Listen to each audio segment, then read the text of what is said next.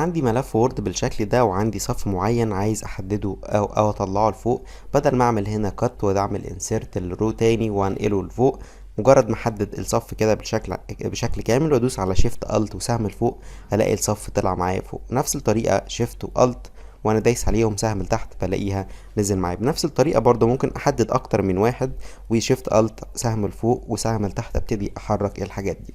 الطريقة دي مختلفة عن الاكسل. لو انا رحت للاكسل كده وقلت ان انا عايز احرك الصف التاني مثلا سحر، لو دوست شيفت الت واتحركت كده مش هلاقي حاجة بتحصل.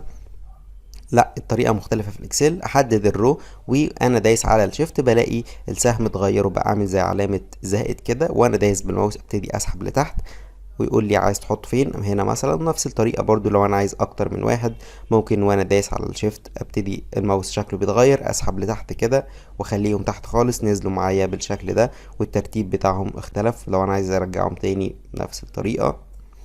لو عايز تتابع فيديوهات زي كده اعمل سبسكرايب في القناة. شكرا ليكم، مع السلامة.